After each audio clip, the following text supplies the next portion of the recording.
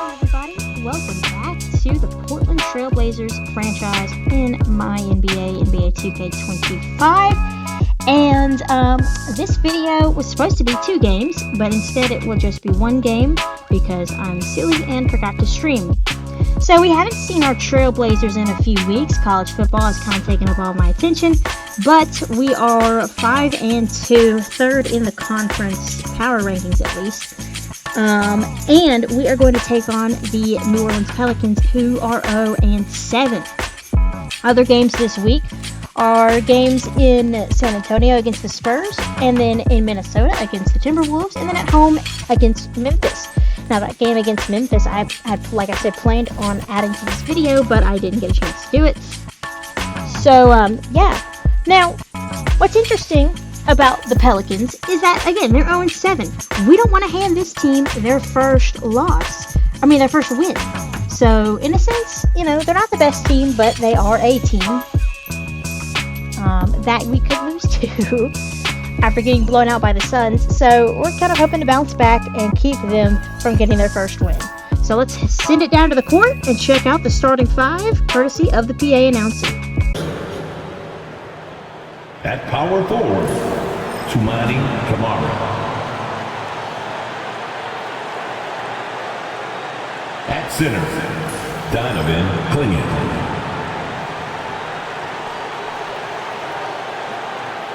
At point guard, Scoot Henderson.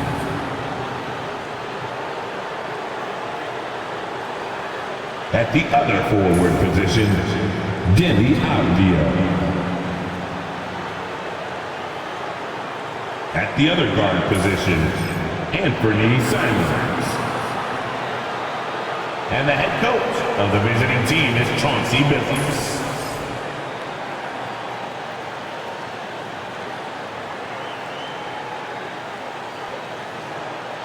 It's time to introduce the starting 5 for your New Orleans Pelicans.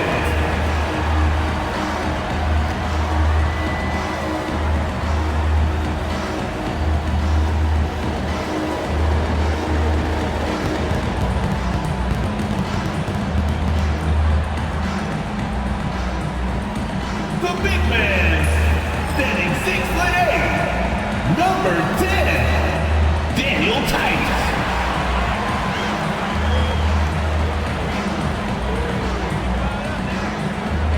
At guard, 6'3", number 3, CJ.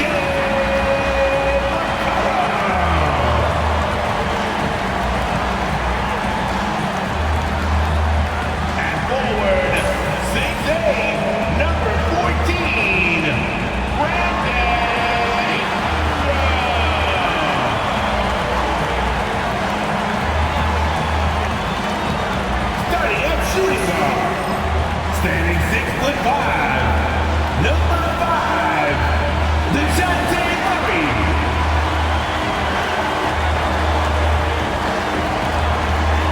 At forward, 6'7", number 1, Zion Williamson.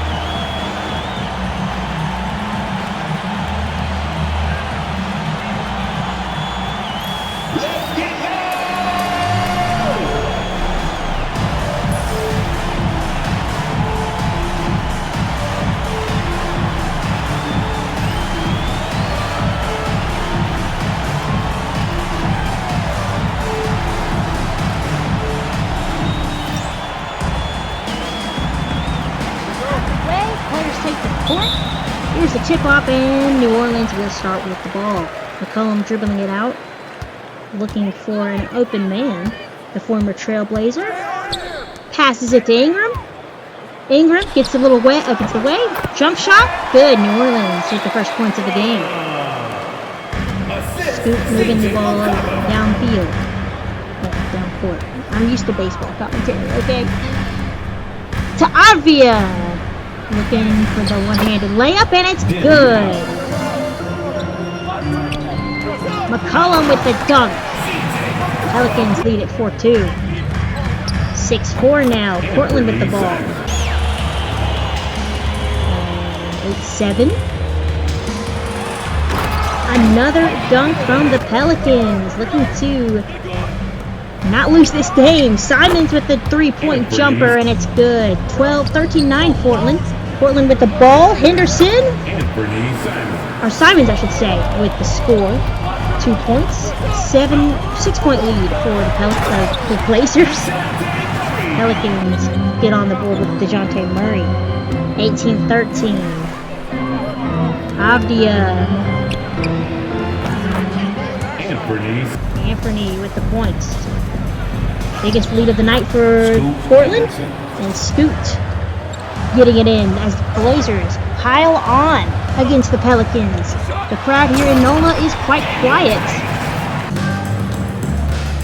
28-20 with a minute to go in the first. McCollum looking for some room. Jumper is good. I'm sorry, that was Trey Murphy the third. Here's Henderson now. Guarded by Murray, it looks like. Screen, pick and roll is good. Scoot making it an 8-point lead.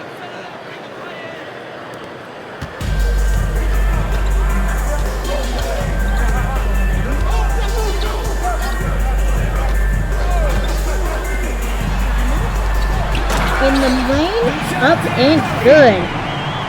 So Murray with the score. Having a good game so far tonight is DeJounte Murray. I like DeJounte Murray. He's a good pickup in fantasy every year, it seems. Henderson looking to break away. Inside lane. And that's good. Scoot continues to shine. 44-30. 14-point lead. 6 minutes or into the second quarter.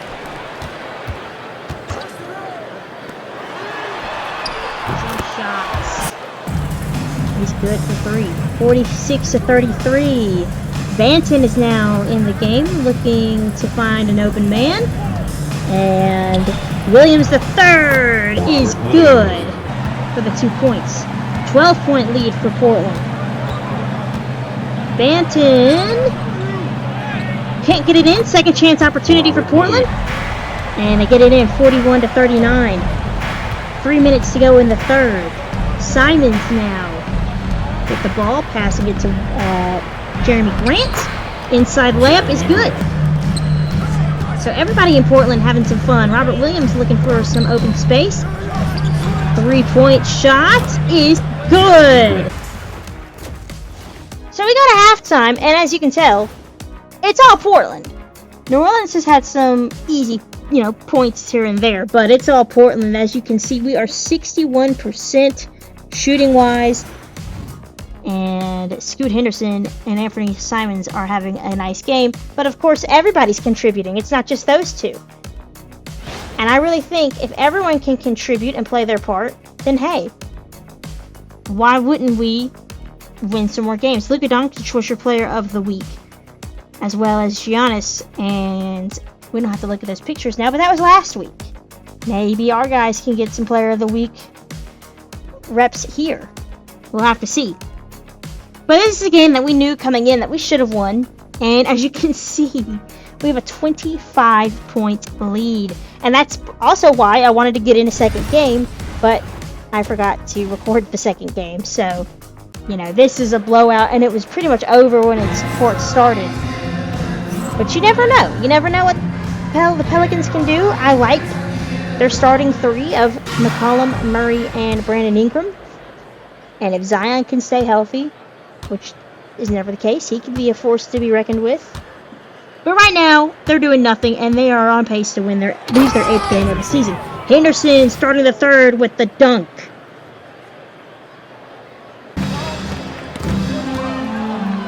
And there's a steal from Simons.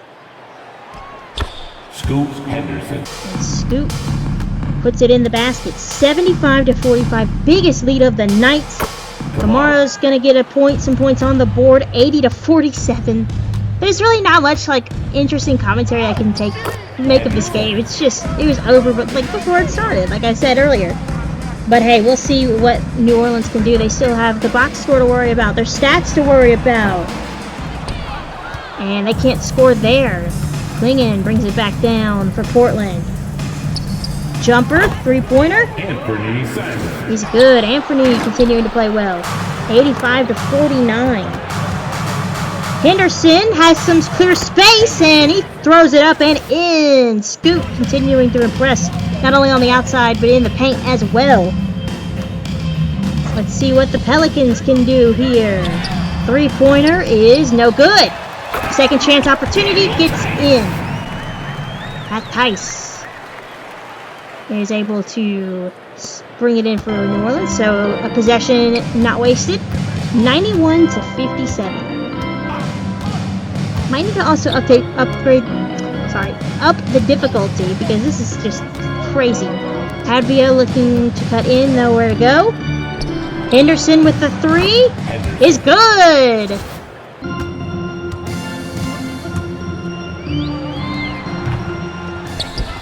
He had all of the space in the world to make that jumper, and he couldn't do it. 2 minutes. Scoot Henderson. Scoot making it 95-59. Portland with the ball yet again, passing it on the outside to Banton, and he's going to get in on the fun with a three. 102-65 as we play the fourth. Portland with the ball, jumper for three. I mean, you might as well, right? You're going to make all these shots. Now, look, I am on semi-pro. I am going to up it to pro after this because even though it is the Pelicans, it's, this is not realistic at all. We've even got the subs in who will never play, like Jabari Walker and all of them. We are just letting our boys rest up because we've got a long week ahead. 110-70. 7 minutes to go in the fourth. Murray with the ball. That's a good play in transition. I like that. Brandon Ingram, we haven't seen much of him. Gets the ball and is able to lob it in for the catch. Or the basket, I should say.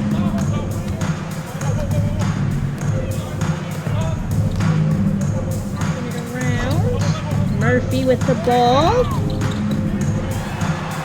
On the inside, and it's good. Oh, that was Murray, not Murphy. It's hard to read these damn names, okay? I don't have good eyes. It doesn't matter. Pass to Aiden. And that's stolen away by the Pelicans. Not a great play from the Blazers offense. And the dunk is good. Well, I guess it's not really a dunk, but Herbert Jones getting in on the action. 126-80. Y'all, this beatdown is almost over. Jeremy Grant passing it on the outside for three, and it's good. I think that was three. I wasn't really paying much attention to the bottom of the scoreboard there.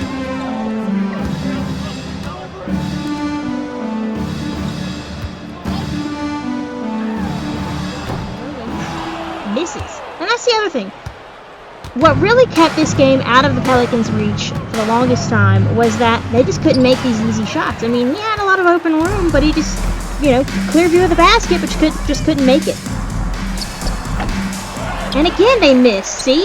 You gotta be able to make those shots. Now, they do get it back, and they do get it in, but still, you gotta make shots like that. Here's Graham.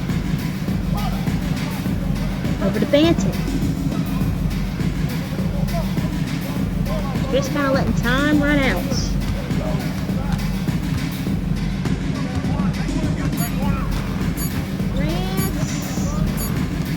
There we go, and that's your goal again. Okay. Or no, actually, that's just a shot clock violation. Portland couldn't get the shot off in time, and it'll be a Pelicans ball. Substitution on the court. Ingram guarded by 2 Blazers. Gets some open room. Didn't like what he had there. Takes the shot now, and he misses again. Again, Pelicans just cannot take these opportunities and score. Last play of the game, and it is no good. Oh, actually, it is good because it's 131 to 85. Alright, so that'll be the game. Okay, so clearly not the most interesting game of basketball unless you just like blowouts, but I don't. In fact, the Memphis game was a lot better. But we'll look at those stats in the next video, which will come out soon enough. I'm not sure when, but I'm enjoying 2K, so we'll see. But final is 131 to 85, and yes, like I said, the difficulty will be bumped up to pro because even though the Pelicans are 0-8 now, that's not fun, you know. So now that that's over, let's take a look at how we did the rest of the week. Of course, your player of the game is always Scoot or Anfrey, but it's Scoot this time. So let's take a look at our game against the Spurs. As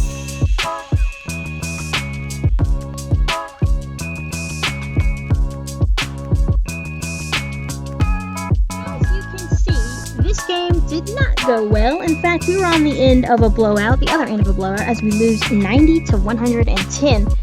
And we kept it close in the first and the second quarters, but then that fourth quarter, we had a big fourth quarter collapse. Now, this was the return of Shaedon Sharpe, played 32 minutes, 18 points, 5 rebounds, 1 block, 2 turnovers. First game after being out for a few weeks. So 7 for 13 on field goals, 2 for 6 on 3-pointers, and 2 for 2 on free throws. So Sharpe getting back into the swing of things. I wouldn't have expected much from him. But as you can see, Scoot down here, all the way at the bottom, 1 for 10 with field goals. I mean, Scoot, you can't play like that. You know, there's just a bad game from him, and I bet that probably contributed to that fourth quarter collapse. Now, when Clingan had the ball, he did quite well with a 5 for 7, but 0 for 2 on 3-pointers. Simons missing the 3-point shot a lot, which is not like him. 2 for 8. So overall, just some sloppy offense from the Blazers, which probably means good defense from the Spurs, and that's tough. So let's see how the Spurs looked. The Spurs with Adana leading the charge. 17 points, 13 rebounds, 4 assists, 2 steals, 4 blocks, 6 for 17 from the field. He also struggled with 3-pointers, only making 1 out of his 7 chances. Other than that, though, I mean, you can see the Spurs, did better offensively. Got a bunch of steals. Now, I got caught up in looking at Sochan. If you're a Spurs fan, you'll tell me if I said that wrong. I probably did. But he was 7 for 17 on the line in field goals, and that's just pretty funny. But clearly, as you can see with the blocks and the steals, they did quite well defensively to stop us. And again, that fourth quarter collapse was really what helped them run away with it and win this game. Now let's take a look here at just the total comparison of both teams across the board in all categories. Here we go. So clearly we lost 90 to 110. Spurs shot 48% from the field goals. We shot 42%, 24%, 34% for 3-point percentages. And then we were 71% from the free throw line. They were 86%. So clearly both teams off the mark on shooting. We had 12 fast break points to their 4, 42 to 38 Blazers on points in the paint. Second chance points 12 to 8. But here's where they shined compared to us. 48 bench points from the Spurs, unlike our 40. And they had a lot more assists. So a lot of good team play there. Offensive rebound, defensive rebounds. So, yeah, I mean, just clearly we're just a little outmatched. Both teams a little rusty shooting-wise, but we were the worst team, and that's why we got the loss. Now let's look at the game against the Wolves. So, first trip to Minnesota, and we lose this one 105 to 28. Again, it seems like this time our first and fourth quarters were both kind of rough. We shot 44% field goals. They shot 61, 52% to our 25%. Again, we struggle with the three-pointers this time. 80% from the line there to their 62. So I'm not sure why we can't shoot free throws in the sim, but clearly something's not clicking there either. Looking at individual player stats, though, you can see Anthony Edwards was the leading player as far as minutes go. Shot 15 to 24 for field goals, 3 for 5 on the 3 points, and 5 for 6 on the free throw line. There you guys see 5 for 6 in three throws from Dillingham, and Reed as well shot 2 for 3 with a 7 for 12 total on the field goal line. Lots of steals, though. A total of 1, 2, 3, 4, 5, 6, 9, 10 total steals for the Wolves. Alexander Walker had 3, and it looks like Ingles had 2. So, again, Blazers can't hit the 3, and they keep getting the ball stolen from them, so that's just not great. But let's see, take a little deeper look here at the box score for them. Simons led the way with 25 points, and then Advia was below him at 15, so 11-point difference from the first and second player. 6 for 12, 4 for 10 on the three-pointers. Not great. I mean, that's really all I need to see. Everyone else obviously struggled mightily. Turnovers for everybody who played except for Chris Murray.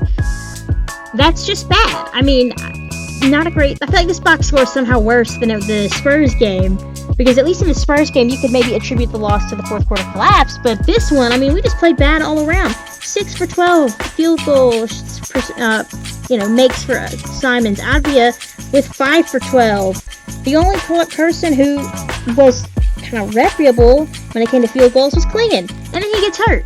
So, just horrible play from the Blazers in these last 2 games.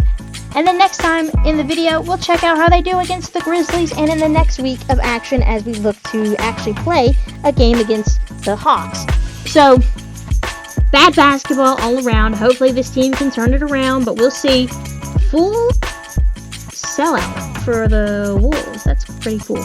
But anyways, I will catch you guys next time. And if you liked the video and like what you saw, make sure to subscribe as I post videos as often as I can. We've got college football on the channel, both the Arizona State Dynasty and my Dynasty, Southern Miss Dynasty with my husband. That's been a lot of fun. We've got Mariners on the channel, and we've got the Blazers, and I might even bring back the Flyers franchise. I'm not sure.